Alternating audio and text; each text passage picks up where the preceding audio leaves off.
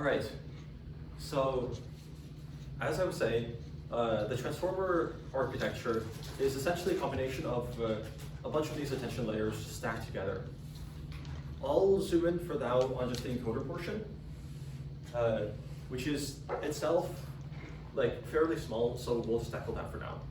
So we have some kind of input, which in this case would be embeddings as the input, or rather, I guess I'll show one here, that'll be nicer.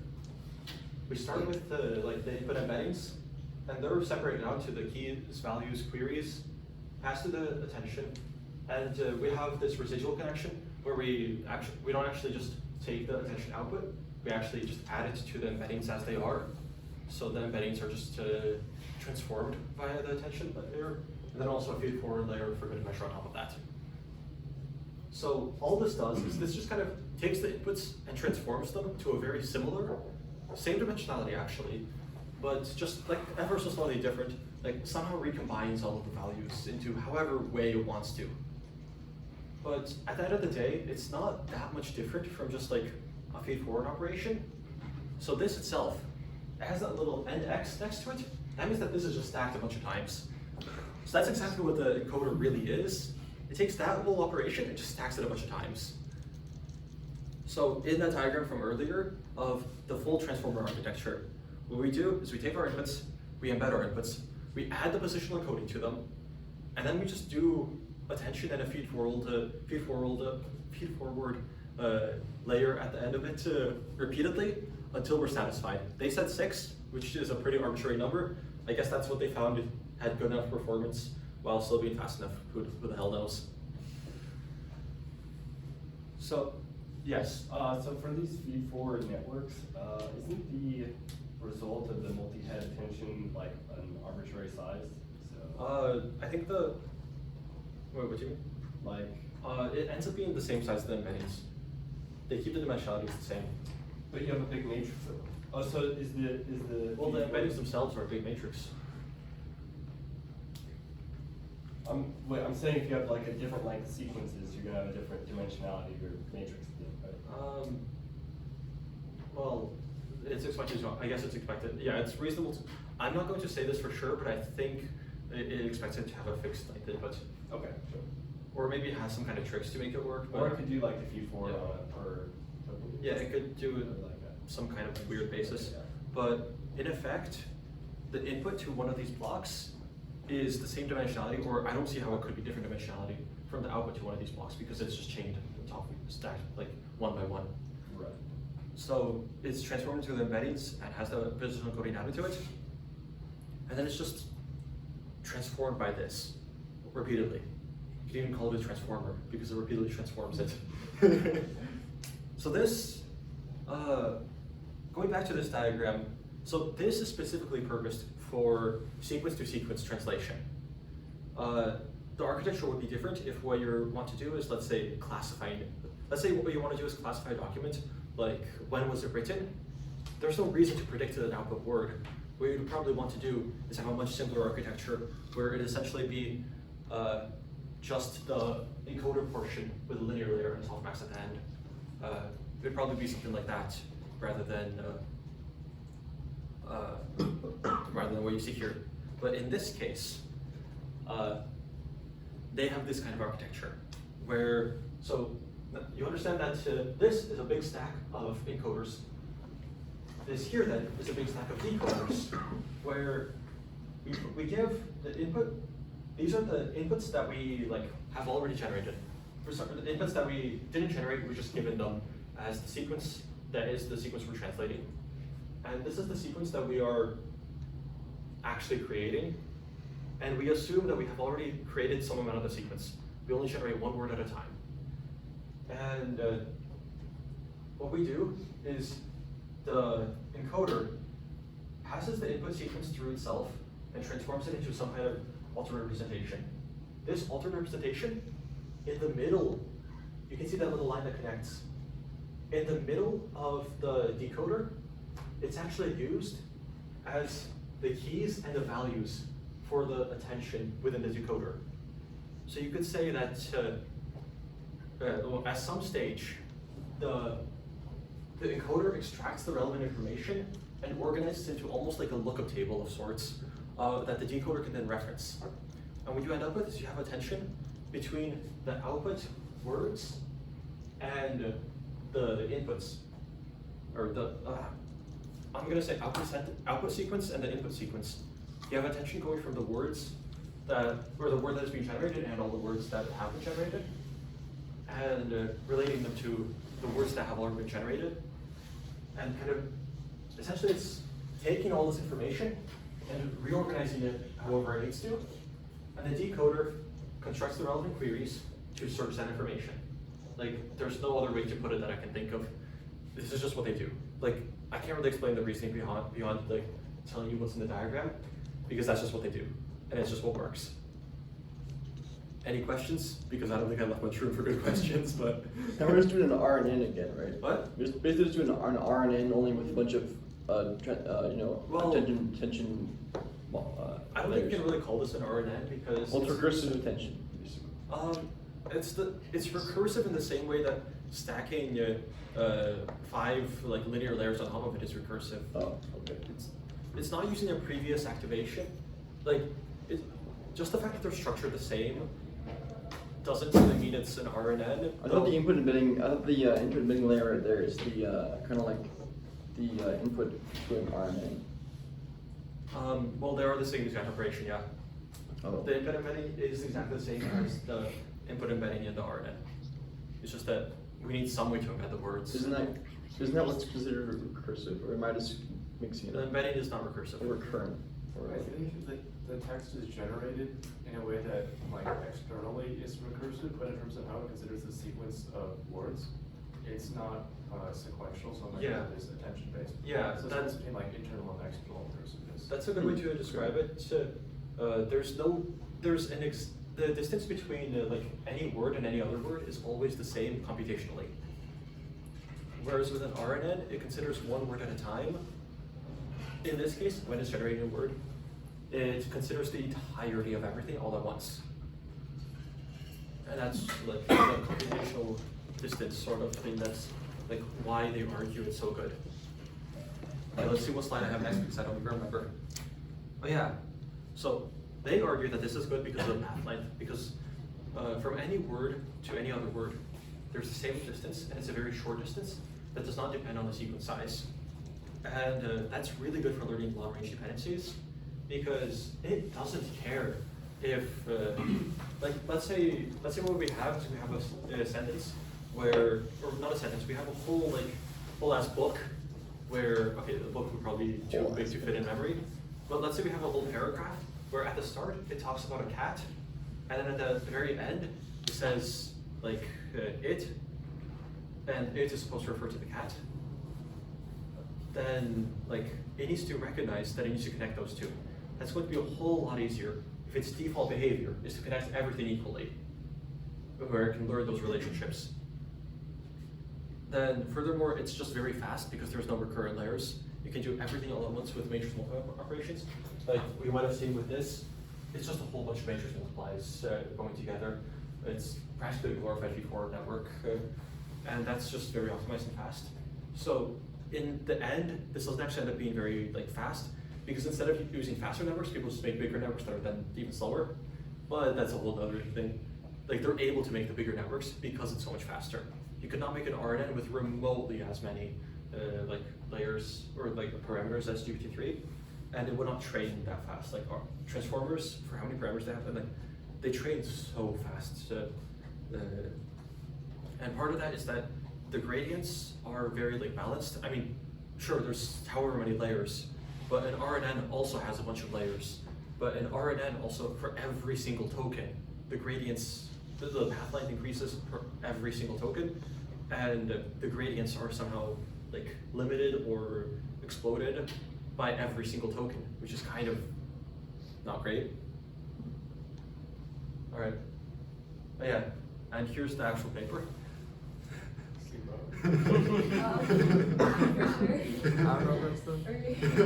Yeah, see, it's the paper.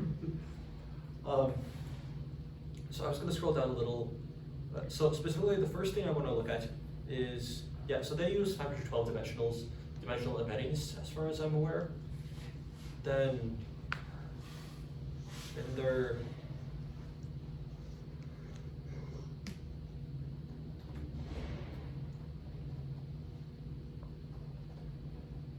yeah. Here they have some definitions for exactly how they construct their positional embeddings. It's based on the dimensionality size of the model of the embeddings, so it's just scaled so that it's just like smoothly distributed over the embedding size. But anyway, the portion that I wanted to show was basically this, where they have maximum path length is exactly O of 1 always relative to the network size, because like it's never going to vary. The actual computational path length between any two tokens it's just 1. Well, sorry, it's however big the network is. That's it. It doesn't vary. Like, it's just that simple. Anyway, this last little bit that I wanted to show is, well, first off, they overwhelmingly outperform the competition. As you can see, the regular encode, the regular transformer is state of the art for translation. Yeah, it's state of the art for translation and is much cheaper to train than anything else. It's not quite good enough for English to French compared to other models for some reason, but their big transformer just beats everything. It's that simple.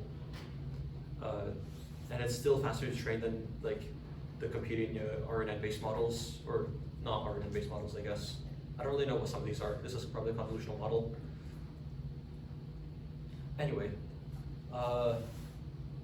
then the last thing is they have these visualization of the attention layers. Let's see. They have different attention heads here. And what they demonstrate is that the different heads actually learn different things. If they just visualize the attention between different tokens in the input, then you just straight up get different behaviors in different heads. Like this one, you can see, okay, so everything is to do with missing here for some reason. So maybe that's like the main word of a section or something, who knows? And here there's very short range dependencies, probably something grammatical. Short range and very strong and very well-defined dependencies, something grammatical here likely. But different heads are learning different functions. Then, sorry, this is not very organized. This is the part I prepared last for.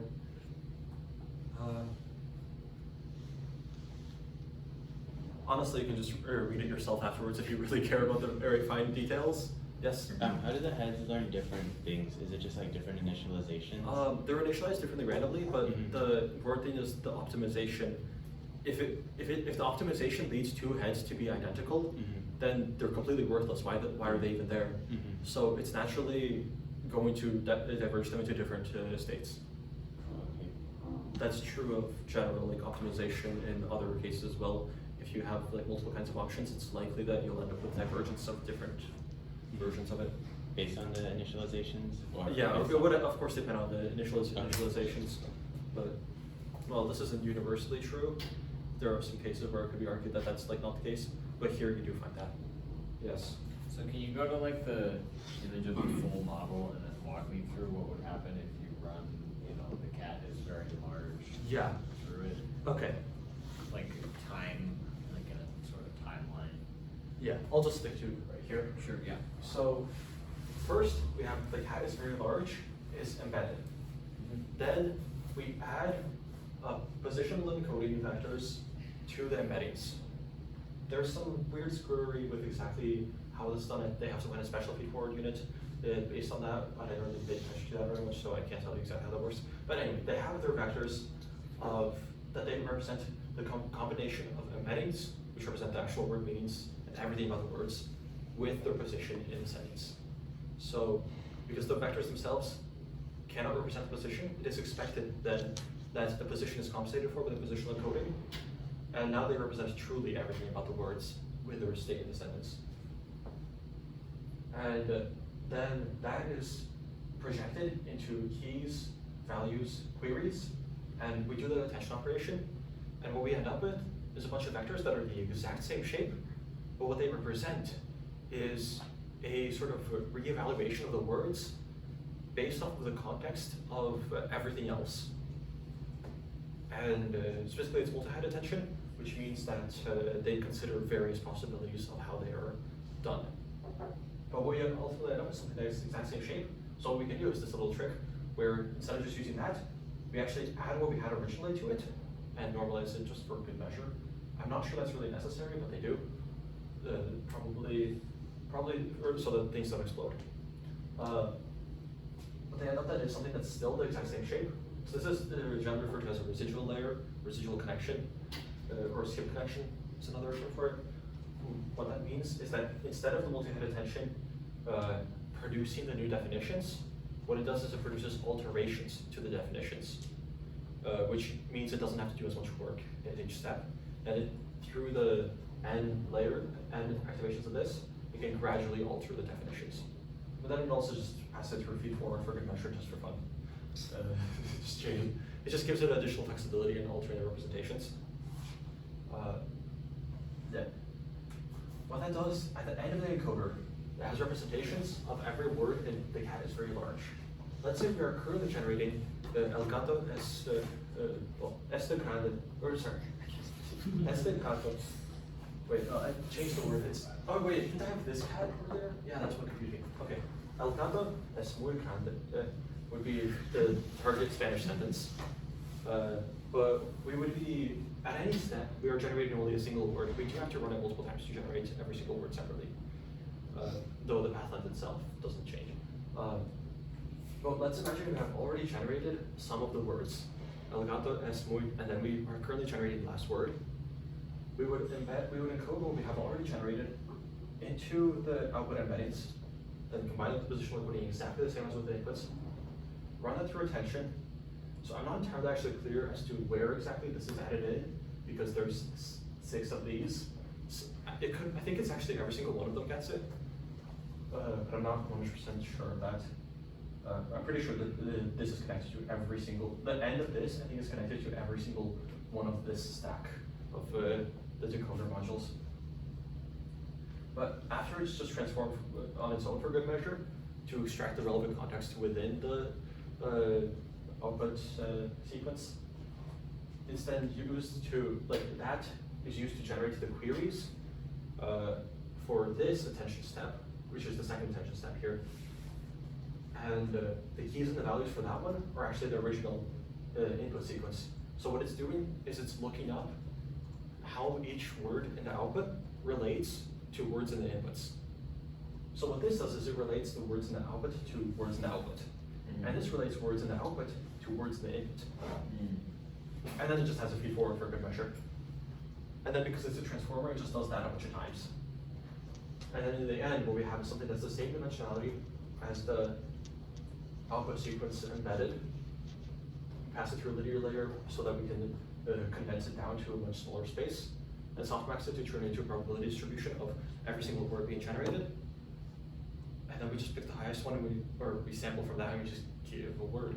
So you have like a matrix of the sentence in English and the sentence in Spanish, and then it's the sentence we've generated so far. That makes yes. So then you're just going to take the one with like the highest probability, and then the masked multi-headed attention is important because if you're trying to generate the next word, you can't just give it the next word. Yeah, if you just give it the next word, it'll just learn to use the word that it already knows is the next word. Yeah. So that's just how we train it. When we actually run it, of course, we don't know the next word anyway, so it would be impossible.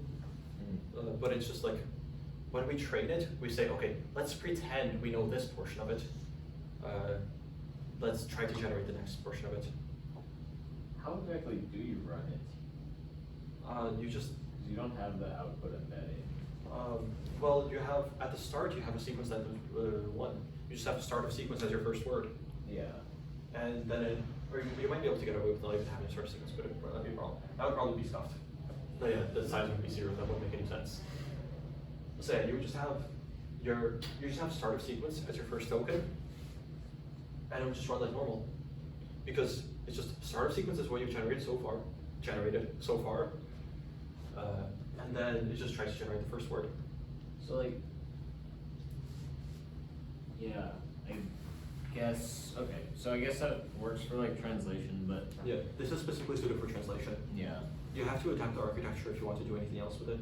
Okay, yeah. So as I said earlier, like if you want to do, let's say, classification of like when was this written or something like that, or like what genre of music is this or something like that, you need to adapt it. You probably wouldn't have this whole encoder decoder structure. You said this is what they demonstrated, and everything else is a little simpler than this anyway. Or like continuously generating words like GPT-3. You would have to have something more similar to like an RNN or something, where because it generates stop tokens. You can have stop token as one of the words that you generate. Yeah, but it's like not fixed length, I guess. Yeah, so with that, it actually kind of is fixed length because it's running the entirety of everything all at once. RNN doesn't refer to, like, as we were kind of talking about earlier, when we have an RNN, it means that it's, like, the connection, the network itself operates at a token per token basis. In this case, despite the fact that it's being called for every token, what we do is the network itself doesn't consider the tokens one by one, it considers the tokens all at once. Just considers the tokens all at once for every word we want to generate. I know it's a little stuffed, but it's not recurrent in that nature. There's no state that's kept between words that are generated. Every word is generated like without any hidden state kept between words that are generated. If that makes sense. All right, hopefully you guys don't have any more questions because I'm tired of speaking.